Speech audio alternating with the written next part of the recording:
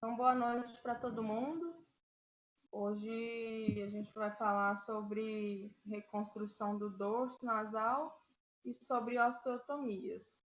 São 2 capítulos e eu me baseei pelo Dallas. Então, assim, durante a realização de uma rinoplastia, pode ser muito comum a manipulação do dorso e a redução de uma giba dorsal, no caso, se for uma das queixas do paciente, né? Então, um dos objetivos mais comuns entre os pacientes que desejam uma rinoplastia é alcançar um perfil nasal dorsal esteticamente agradável. No entanto, algumas morbidades podem ocorrer quando a redução da giba dorsal é realizada sem ter uma ênfase nas relações anatômicas e funcionais do dorso nasal. Vixe, todas as minhas anotações vão aparecer. Só um minutinho, gente.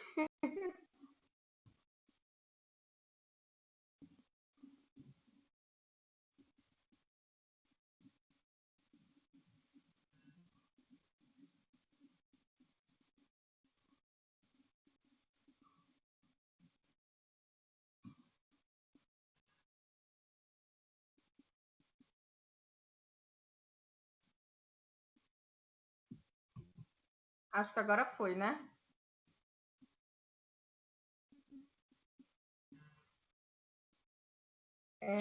Foi. A gente está vendo só agora a apresentação. Beleza.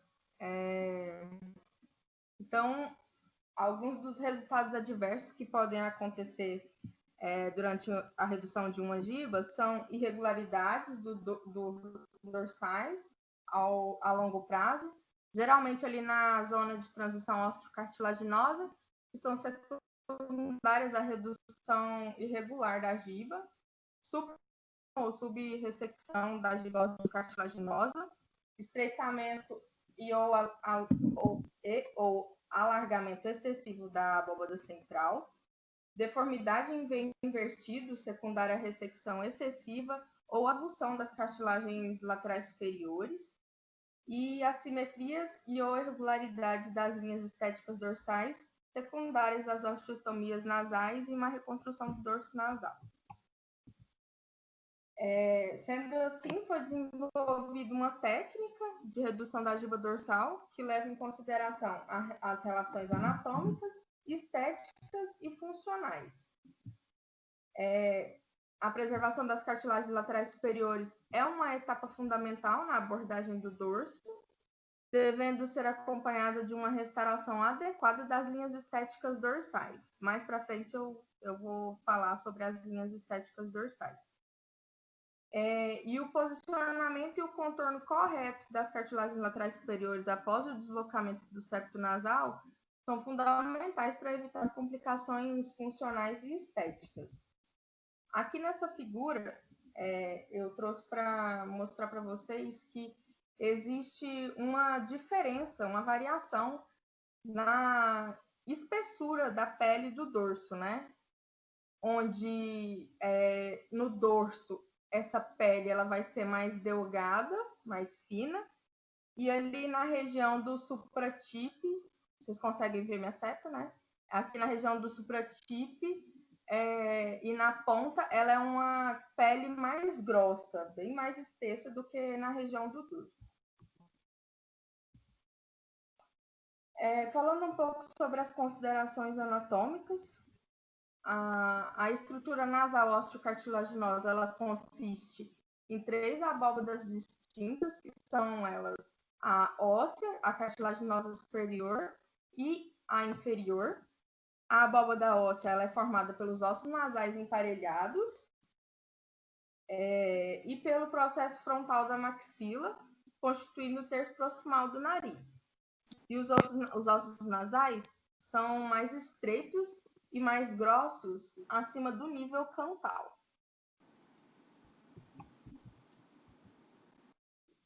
Os ossos nasais eles se sobrepõem às cartilagens laterais a uma distância de 4 a 6 milímetros ali na área K, que deve ser a parte mais larga do dorso, e a relação das cartilagens laterais superiores com o septo é fundamental, tanto na questão funcional quanto na questão estética, e manter o formato de T do dorso evita o colapso da válvula interna e deformidades em V invertido, como aqui nessas figuras que eu coloquei.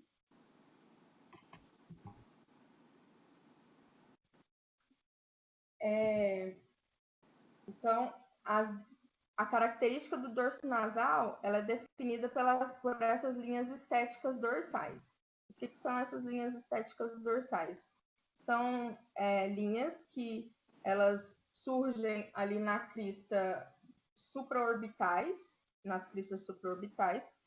passando pela borda lateral da glabela e que chegam até a região dos pontos de definição de ponta. Essa região aqui é a que vai dar assim, o contorno para o nariz e que vai deixar o dorso nasal esteticamente bonito, assim, digamos, após a remoção da giba, né? Então, durante a rinoceptoplastia, a gente tem que tomar muito cuidado para reconstruir o dorso, tendo essas linhas estéticas dorsais como parâmetro.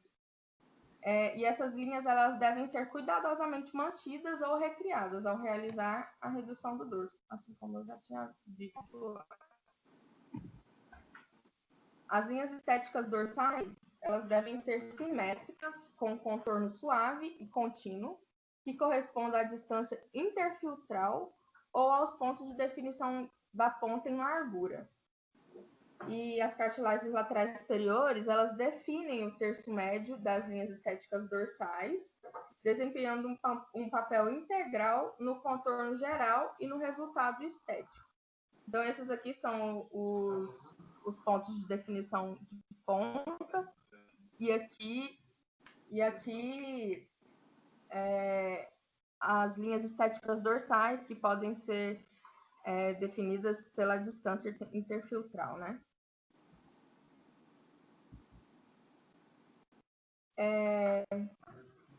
Esse ângulo ele é criado, o radix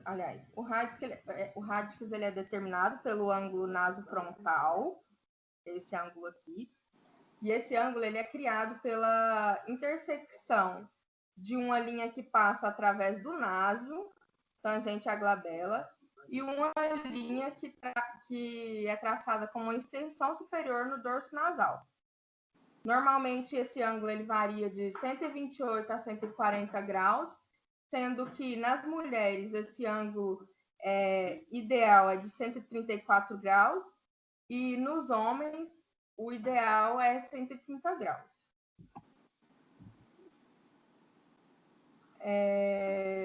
O comprimento e a projeção do nariz são observados na vista lateral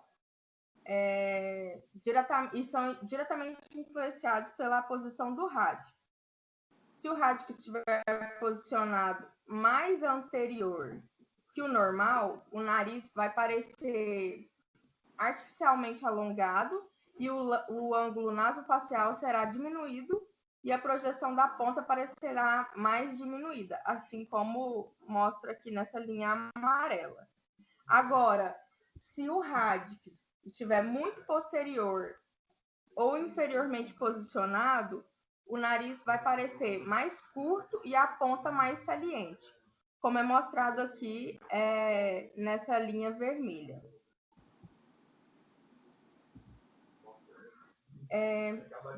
A largura do dorso na área K, ela deve ser preservada, né? Que a área K é a área mais, digamos, a área de mais fragilidade do dorso, né?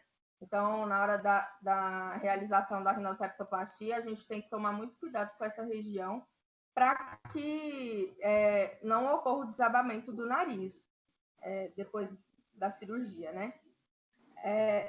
Nas mulheres, o dorso nasal deve ficar logo abaixo dessa linha imaginária que a gente deve traçar entre o ângulo nasofrontal e os pontos de definição de ponta, enquanto que no homem, o dorso ele não deve ficar inferior a essa linha, porque senão o nariz do homem vai ficar com um aspecto mais feminino. Então, falando agora sobre a técnica, né? Na rinoceptoplastia primária, a abordagem aberta é a técnica preferida, e após uma análise clínica pré-operatória, é realizada, então, a modificação do dorso antes da abordagem da ponta. Por quê? Para dar mais estruturação assim posso dizer, ao dorso, né? Essa sequência, ela estabelece o equilíbrio entre a ponta e o dorso, que é fundamental para um resultado estético ideal. A redução da giba dorsal, seguida pela reconstrução do dorso nasal ósseo cartilaginoso, envolve 8 etapas essenciais, que eu vou falar agora à frente. A primeira dela é o descolamento dorsal. Então, a gente vai começar com a esqueletização do dorso, expondo as estruturas osteocartilaginosas dorsais, mantendo o plano de secção o mais próximo das superfícies cartilaginosas. Depois a gente vai seguir, né, com a dissecção subperiosteal da abóbada óssea, e a camada periosteal protege contra aderências pós-operatórias e camufla a abóbada óssea reconstruída. A preservação do tecido mole lateral e dos enxertos periosteais às paredes laterais ósseas fornece suporte e estabilidade para a pirâmide nasal após a realização das osteotomias. Portanto, a dissecção lateral deve ser limitada a quantidade necessária para permitir o acesso à redução óssea da giba. O deslocamento extenso é necessário apenas em pacientes idosos e pacientes com pele grossa, pacientes com giba osteocartilaginosa significativa, que são gibas maiores que 5 milímetros. Tá dando um pouco de interferência. Então, a segunda etapa é a separação das cartilagens laterais superiores do septo. Então, vai ser criado 2 túneis subpericondriais superiores bilateralmente, que são essenciais antes do início da redução da giba. O mucopericôndrio do septo dorsal é elevado de caudal para cefálico até atingir os ossos nasais. As cartilagens laterais, elas podem ser separadas do septo sem danificar a mucosa, pois essa manobra ela também permite a remoção da giba óssea e cartilaginosa, poupando a mucosa. Ele fala que a gente deve poupar a mucosa para evitar, no caso, néquias ali na válvula interna. O terceiro passo é a redução do componente incremental do septo. Após a realização do descolamento dos túneis subpericondriais e a separação das cartilagens laterais superiores do septo, surge uma protuberância cartilaginosa separada em 3 partes, que é o septo, centralmente, e as cartilagens laterais superiores nas porções transversais, como está aqui representado na figura. A redução da giba ela começa com o septo central isolado e a ressecção excessiva das bordas dorsais das cartilagens laterais superiores pode levar a uma deformidade em V invertido e uma abóbada média estreita. O quarto passo é a redução óssea dorsal incremental. Com uma raspa diamantada, a gente vai fazer a raspagem da giba óssea e deve ser mantida uma angulação oblíqua para fazer essa raspagem, né? Para minimizar o risco de avulsão das cartilagens laterais superiores ou do septo da abóbada óssea. A raspagem ela deve prosseguir ao longo das linhas estéticas dorsais e, em seguida, na região central, com raspagens curtas e controladas. Ele fala que a gente deve, com a mão não dominante, segurar com o dedo indicador e polegar o dorso para que essa raspagem seja mais segura. O quinto passo é a redução das cartilagens laterais superiores. Somente após a redução dos componentes cartilaginosos septal e ósseo dorsal da giba é considerada a redução das cartilagens laterais superiores. Pode ser desnecessária em alguns casos e é essencial evitar a ressecção excessiva das cartilagens laterais superiores para evitar o colapso da válvula nasal interna e irregularidade ao longo do dorso. A redução das cartilagens laterais superiores geralmente é realizada a partir das bordas dorsais, com grandes reduções, em casos de grandes reduções de giba, né, nas gibas maiores que 5 milímetros, ou da borda caudal das cartilagens laterais superiores, quando se tenta encurtar o nariz ou reduzir a parede lateral na área do scroll.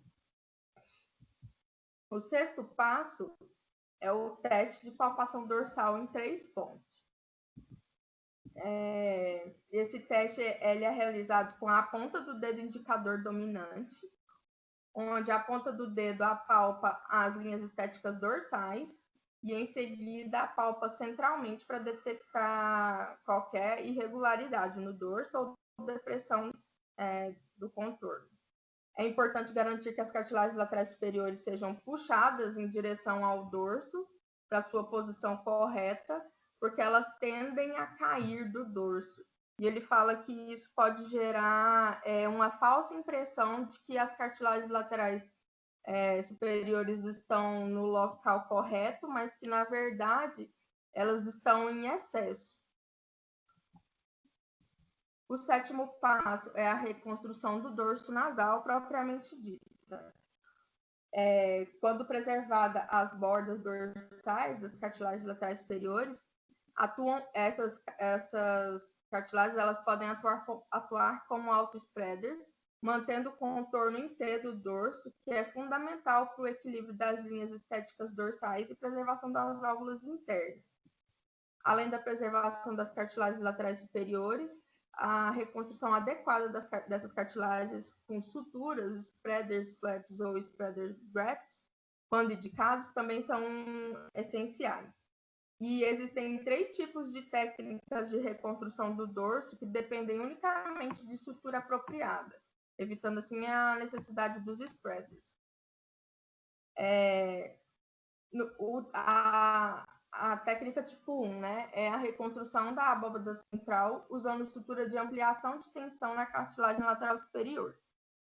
A sutura ela é realizada desde as bordas dorsais de ambas as cartilagens laterais superiores até o septo distal, avançando as cartilagens laterais superiores 3 milímetros distalmente ao longo do septo. A sutura de tensão estabiliza essas cartilagens laterais superiores ao septo com uma leve tensão, proporcionando um contorno mais reto e mais anatômico.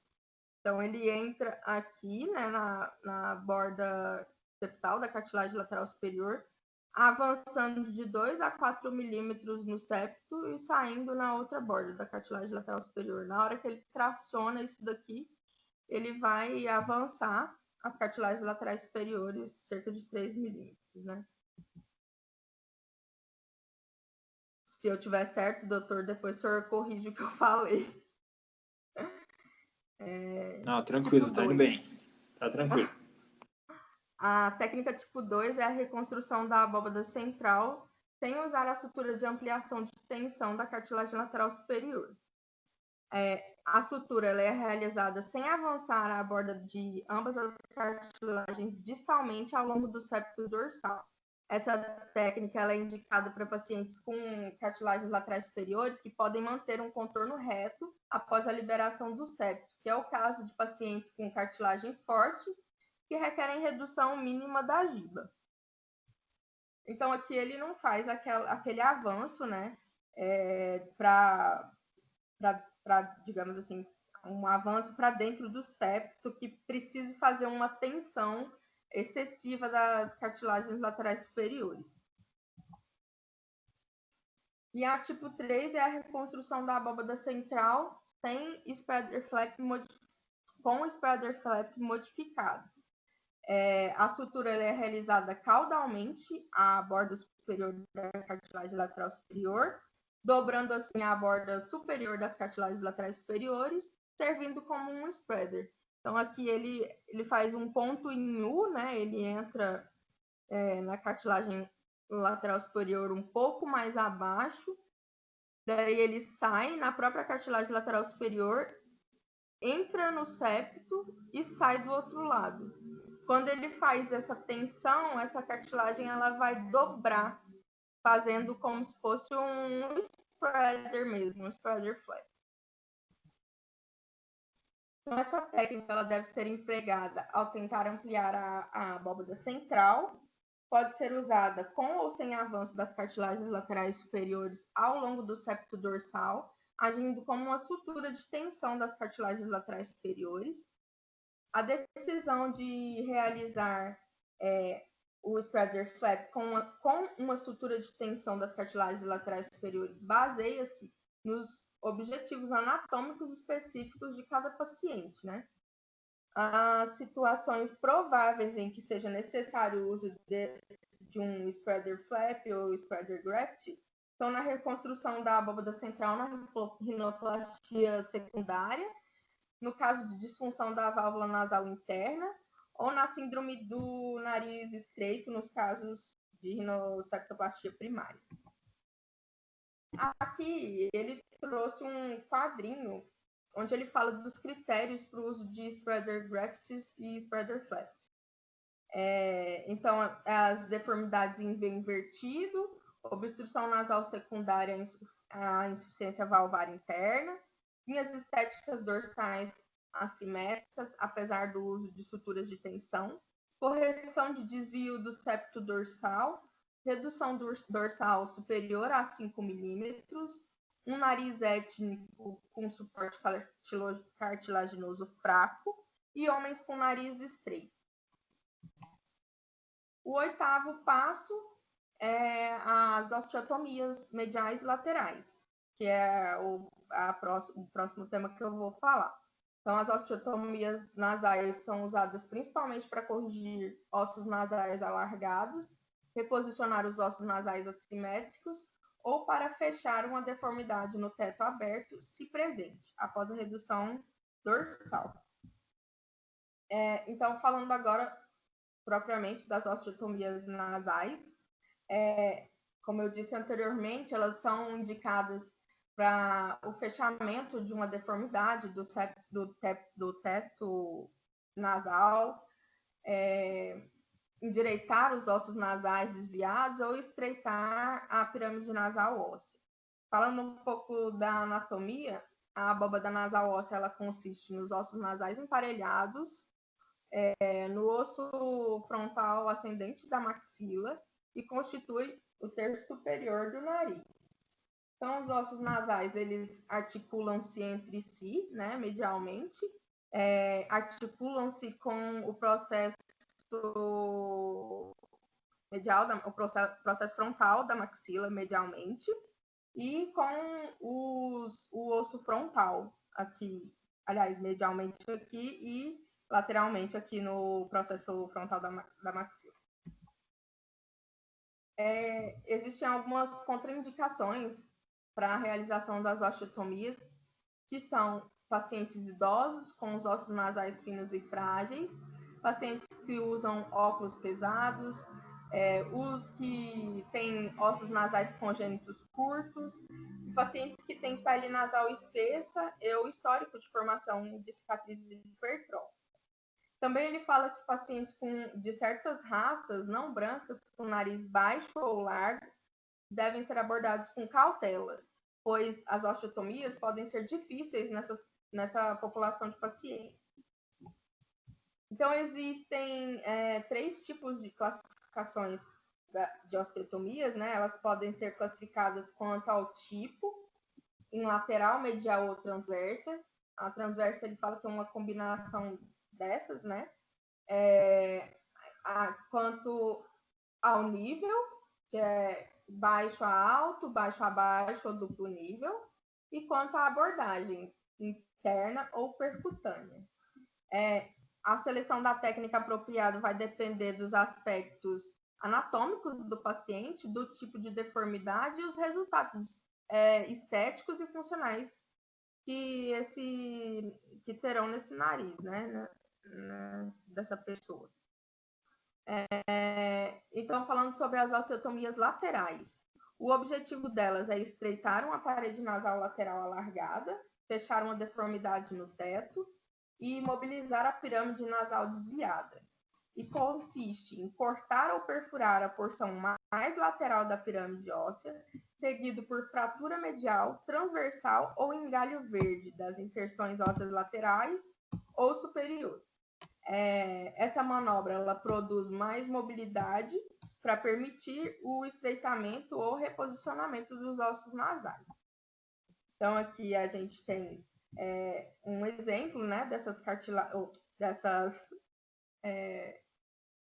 osteotomias laterais, né? Aqui na A e na figura B a gente pode ver. E aqui na C a gente vê essa osteotomia lateral de baixa a baixa e aqui na D de baixa a alta. Falando sobre as osteotomias mediais, é definida como uma separação dos ossos nasais e do septo ósseo. Hoje em dia existem inúmeras orientações na literatura, incluindo paramediana, oblíqua medial, oblíqua superior, transversal ou inferior, além de auxiliares, como osteotomia septal alta. Então, aqui nas figuras A e B, né, ele deu um exemplo de todas essas osteotomias. Aqui na C é a osteotomia medial. Aqui na D, a oblíqua, aliás, a paramediana. Na E, a oblíqua medial. E na F, a oblíqua medial lateralizada. As osteotomias mediais, elas podem ser realizadas quando o dorso ósseo é muito largo, os ossos nasais são desviados ou o dorso ósseo é muito estreito e precisa ser ampliado com spreader grafts. O objetivo é produzir deslocamento medial dos ossos nasais de maneira controlada, evitando fraturas em galho verde indesejáveis, que tendem a aumentar o risco de estreitamento das vias aéreas e colapso ósseo. As osteotomias laterais próximas da maxila são chamadas de baixas, e as que se aproximam do dorso são as chamadas de altas. Então, aqui a gente tem a low to high, né, que é a baixa alta, a low to low, que é a baixa baixa, e a double level, que é a duplo nível. Então, falando de cada uma delas, a baixa alta, ela começa baixa na abertura piriforme e estende-se cefalicamente em direção à linha intercantal e termina alta no dorso nasal. Aqui. É geralmente usada para mobilizar uma base nasal alargada ou para corrigir uma pequena deformidade no teto aberto. Esse tipo de osteotomia é muito menos realizado em relação à técnica low to low. Falando sobre a baixa a baixa, as osteotomias baixa a baixas, elas resultam em mais movimento medial dos ossos nasais, são usadas classicamente para corrigir uma grande deformidade do teto aberto ou para estreitar uma base nasal alargada. Essa osteotomia ela começa baixa ao longo da abertura piriforme e permanece baixa ao longo da base da abóbada óssea, terminando em um local próximo à linha intercantal. E frequentemente uma osteotomia medial é realizada em conjunto com a osteotomia baixa-baixa para melhor mobilizar os ossos nasais. A duplo nível ela é usada quando há uma excessiva convexidade da parede lateral, que é aquele paciente com o nariz mais de tucano, né? O nariz mais curto um nariz curto e com a ponta mais caída, mais tipo de tucano mesmo. Esse procedimento ele combina com osteotomia baixa-baixa com a osteotomia lateral paralela. Essa osteotomia paralela ela deve ser realizada primeiro para preservar o osso estável ao realizar a osteotomia baixa-baixa. Então, ao realizar uma osteotomia, é importante se atentar também a esse triângulo de Webster, que é uma área triangular na porção caudal do processo frontal da maxila, adjacente à abertura piriforme, para evitar o colapso da válvula nasal interna, representado aqui nessa figura, um triângulo vermelho, e aqui nessa figura A e B com um triângulo amarelo. As osteotomias lateral contínua interna, elas são realizadas com mais frequência através da abordagem vestibular, fazendo uma incisão de aproximadamente 3 milímetros no processo frontal da maxila, logo acima da cabeça do corneta inferior para acomodar o osteótomo. Então, inicia-se a osteotomia, partindo-se desse ponto, né, até a base nasal, seguindo pelo sulco formado pela parede lateral do nariz e pela parede anterior do seio maxilar até o tendão palpebral medial. A osteotomia lateral percutânea ela envolve perfurações descontínuas feitas por um osteótomo pontiagudo ao longo da face lateral da pirâmide óssea, seguido de fratura em galho verde realizada pela manipulação digital. Essa técnica ela confere vantagens específicas baseadas na preservação dos anexos de tecidos moles, juntamente com o periósteo, incluindo maior estabilidade após o reposicionamento, espaço morto reduzido, redução do mau posicionamento ósseo, com estreitamento excessivo da abóbada óssea, e o comprometimento das vias aéreas e prevenção de segmento instável do osso fraturado.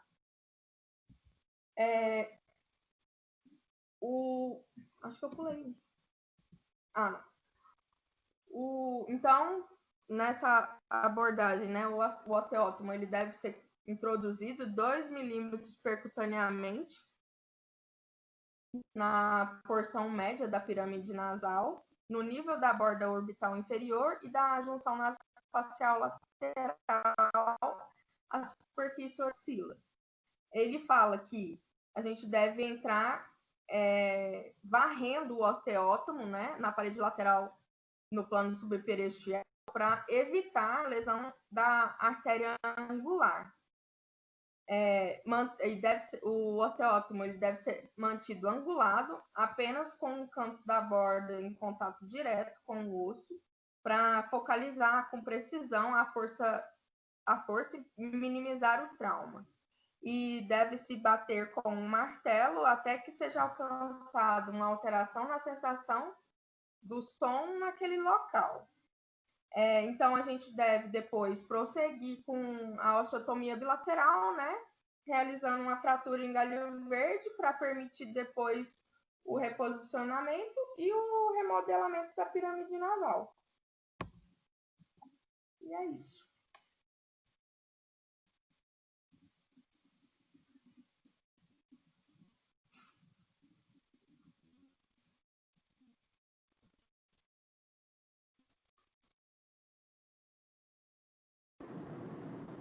Ótimo, muito boa aula, excelente.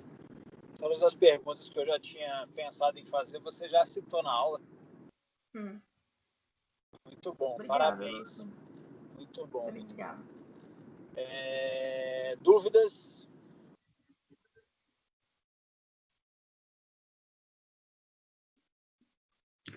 Oi, Ana, tudo bom?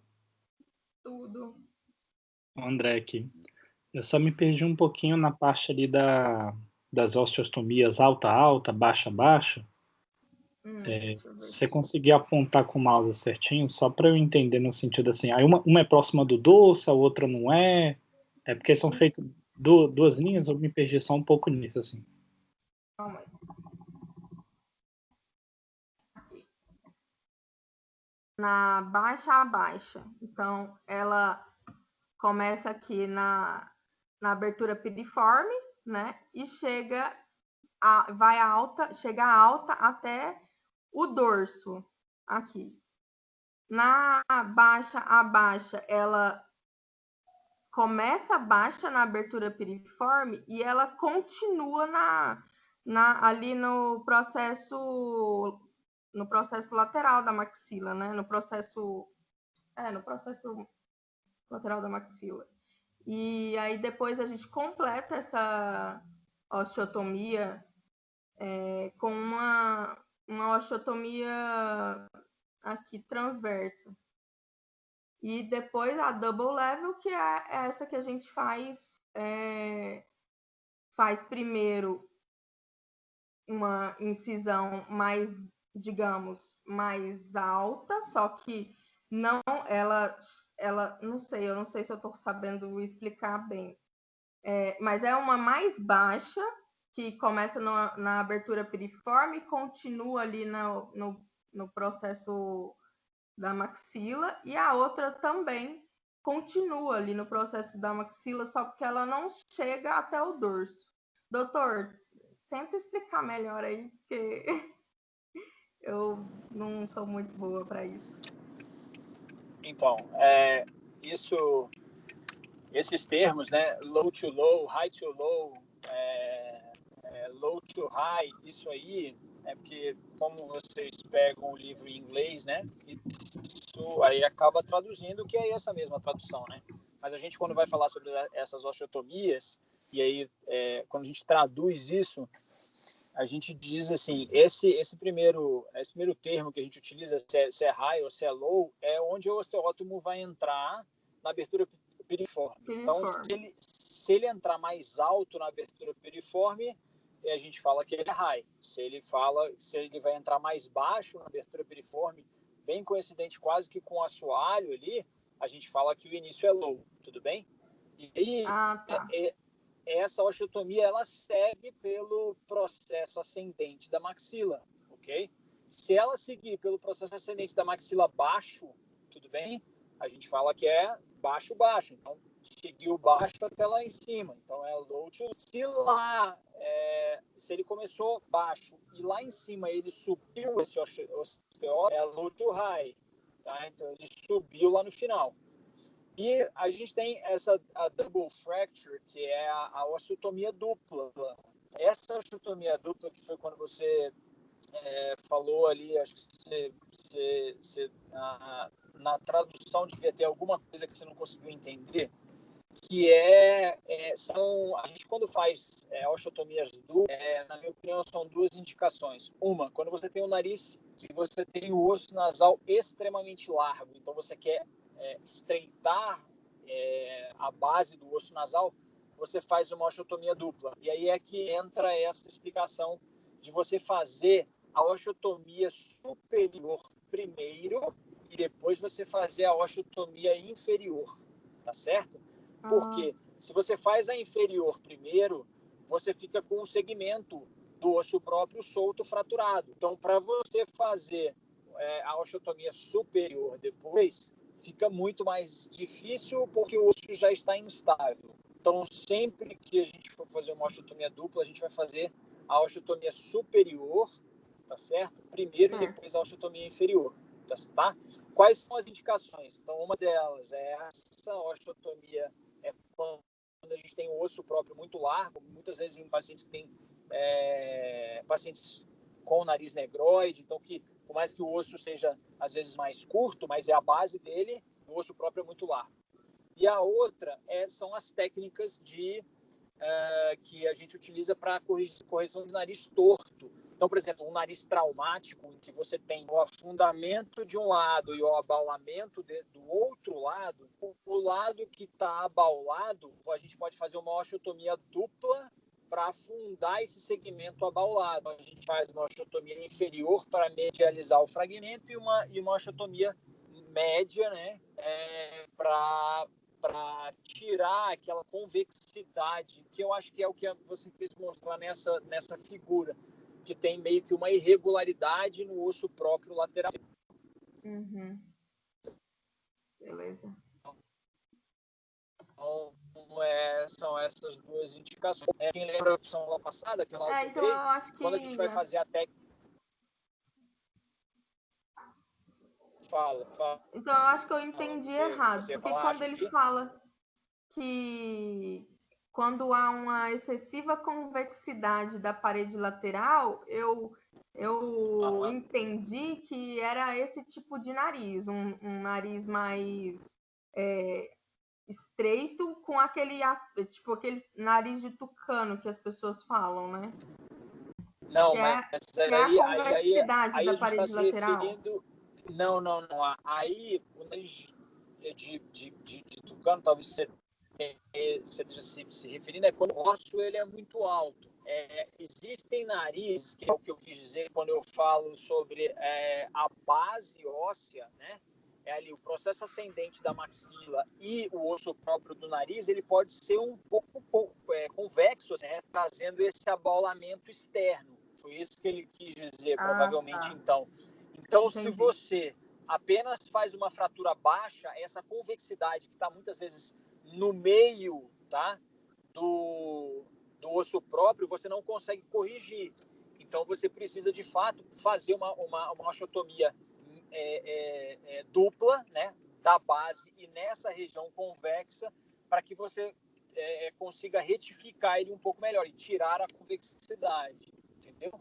Entendi. E isso existe. Foi o que eu quis dizer quando a gente tem essa base nasal óssea mais alargada, né? Então, enfim, quando a gente fala de osteotomia, eu gosto de dizer o seguinte: a gente precisa fazer o diagnóstico do osso próprio do nariz. Como é esse osso próprio e aonde a gente quer chegar, tá certo? Ele é largo, ele é estreito, ele é curto, ele é longo, ele tem convexidade, ele é torto, tá? E aí, baseado nisso, a gente pensa nas osteotomias para realizar e para, no final, a gente conseguir, então, reposicionar a pirâmide óssea. É isso que a gente precisa pensar. Esses nomes, eu fiz uma oblíqua, eu fiz uma oblíqua mediana, eu fiz uma paramediana, eu fiz uma mediana. Isso aí é importante em termos de conceito, mas o raciocínio tem que ser: o que eu quero fazer com o meu osso próprio? Eu preciso estreitar? Eu preciso estreitar muito? Ele é um dorso convexo? Ele é um osso próprio convexo? Ele é um osso próprio que ele tem a base muito larga, eu preciso estreitar muito e com uma osteotomia simples eu não vou conseguir. Então, esse diagnóstico ele é importante no pré, né, no momento que, obviamente, você está fazendo a avaliação do paciente, mas antes de operar, você precisa enxergar isso e pensar, bom, o que eu preciso fazer para estreitar essa base nasal? É isso, tá? Lembrando que, assim, o Dallas é um livro um pouquinho mais antigo, ele não aborda a utilização do piezo, né? Que é aquele instrumento que eu apresentei na aula passada, que vocês viram que a gente faz, então, o corte ósseo, né? Um corte que é um aparelho ultrassônico, que a gente faz o corte ósseo e ele permite, ele poupa, na verdade, os tecidos moles, entendeu? Então, a gente faz as mesmas osteotomias, só que sem os scopes, com o piezo, né? Só que olhando o que a gente está fazendo e não simplesmente palpando o que a gente está fazendo, que é o que acontece quando a gente usa o scope, entendeu? Você conseguiu entender, André? Entendi, sim. Eu tinha ficado Beleza. só confuso na parte do termo, no sentido, ele vai começar aqui, porque o desenho era bem, bem próximo ao lugar ali, né? Aí eu fiquei, Isso, parece a mesma exatamente. coisa que...